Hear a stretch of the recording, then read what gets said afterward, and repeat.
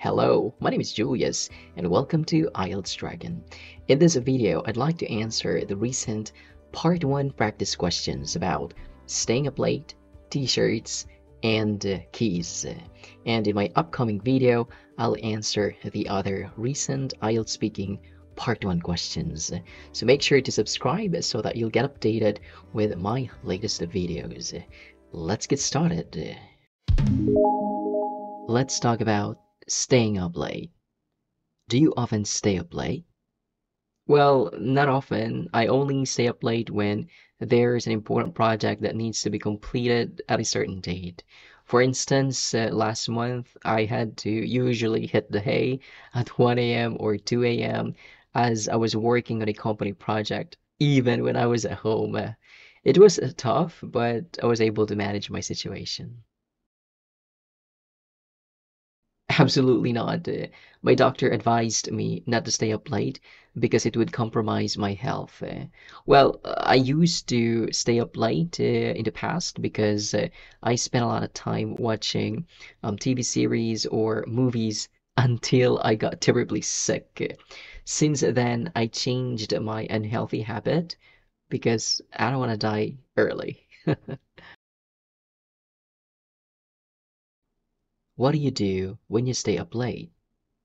There is only one reason that I have to stay up late, and that's because of work.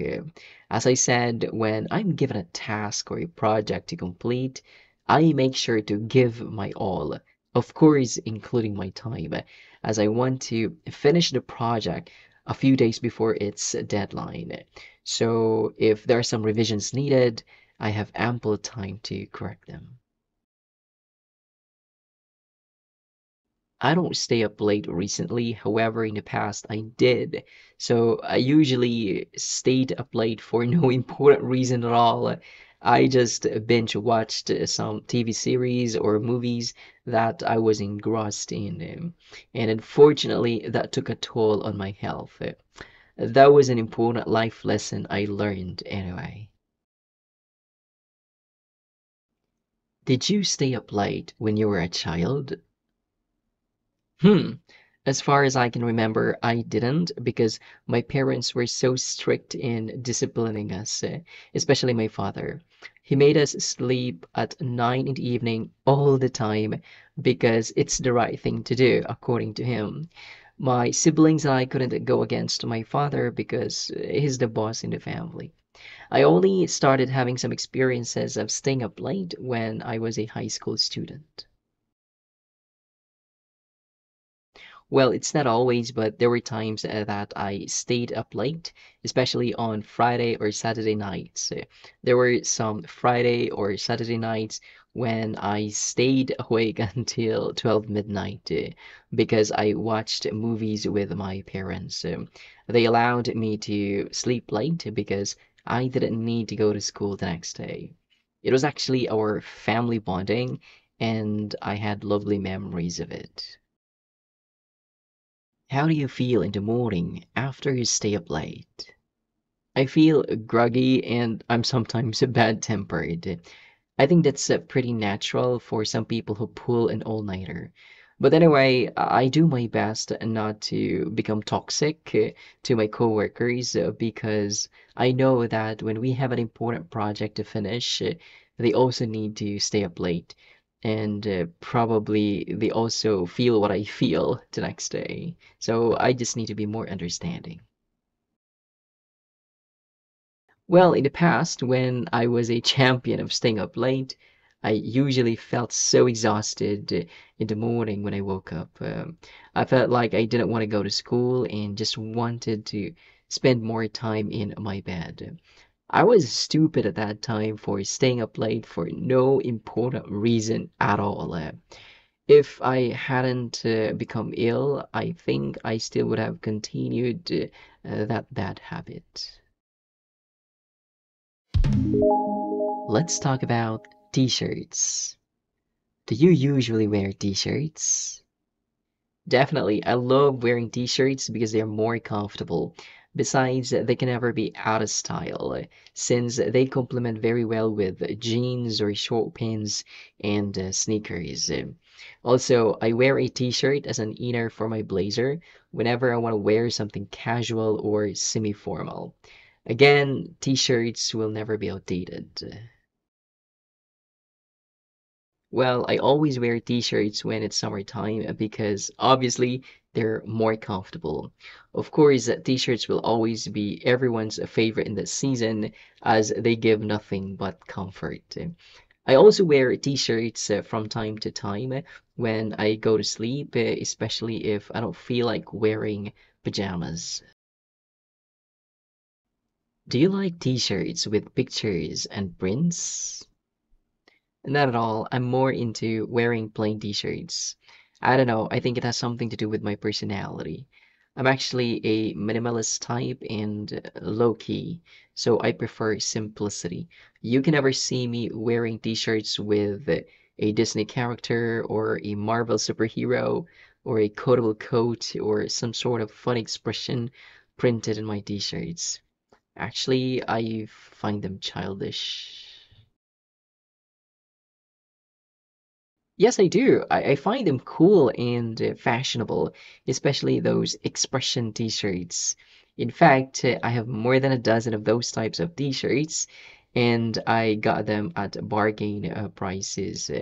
One of my favorites is a t-shirt with Audrey Hepburn's quote that says, "Nothing is impossible.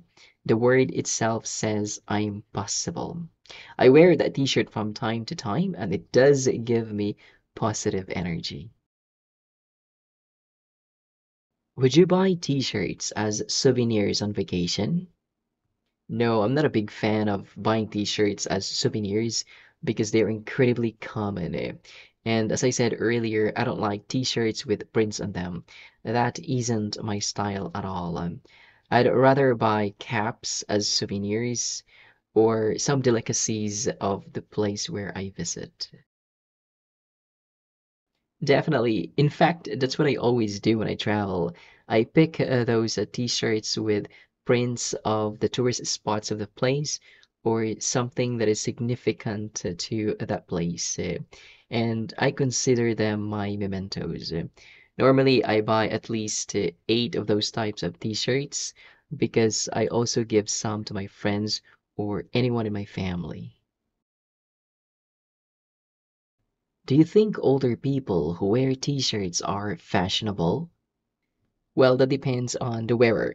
A solid collar t-shirt paired with a blazer, jeans, and either casual shoes or formal shoes would really look fashionable if the wearer shows confidence in the clothes that he's wearing. However, the entire appearance would look dull if there's no confidence at all. In other words, the confidence of the wearer or the person highlights the clothes that he's wearing, and that makes him look fashionable regardless of age. That depends on the type of t-shirt and, of course, the wearer himself. If it's a completely plain t-shirt and the wearer doesn't complement it with something pleasant to look at, then it's not fashionable at all. There isn't a peculiar personality shown on the t-shirt. However, if the wearer wears a t-shirt in a way that he's able to express his uniqueness and creativity, then that's the time that I can call him fashionable. Let's talk about keys. Do you always bring a lot of keys with you? Well, I bring keys with me, but not a lot. I just have my house key and my car key, and I make sure to keep them safe inside my bag, or else I won't be able to get home. Honestly, I can't imagine losing any of them. I think I'll get paranoid if I lose one of them. Not at all. I only have one key that I always bring with me whenever I go out, and that's my key card for my apartment. I actually lost it once, and thankfully, the management of my apartment was so kind that they replaced it without any hassle. Actually, I don't have a reason to bring a lot of keys with me. Have you ever lost your keys?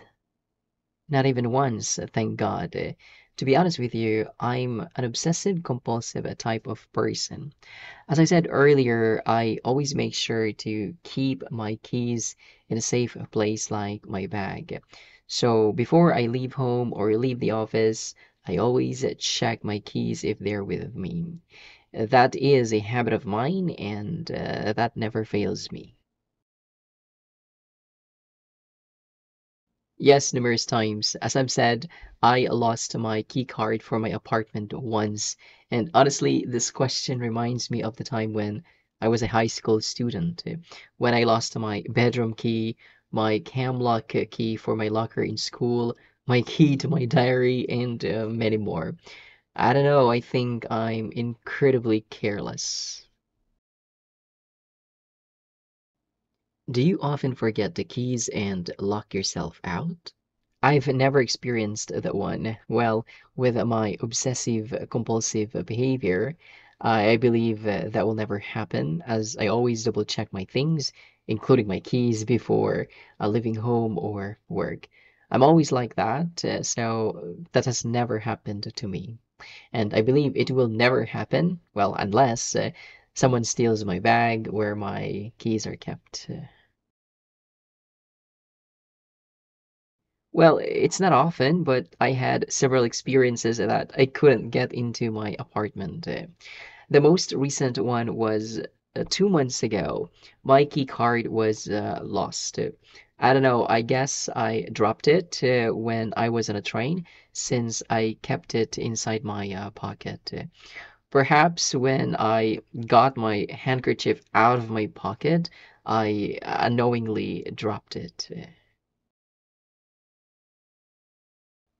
Do you think it's a good idea to leave your keys to your neighbor? It's never a good idea to leave one's key to a neighbor simply because it isn't safe. We can never put our trust very easily in our neighbors, considering the many crimes that are happening these days. However, if our neighbor is a family member with whom we have a good relationship, then I think that's possible. Absolutely not. Well, why would we leave our keys to one of our neighbors in the first place? For me, that's the dumbest thing a person can do. I don't even know my neighbors in the apartment building where I live. I just can't imagine asking my neighbors if I could leave my keys with them.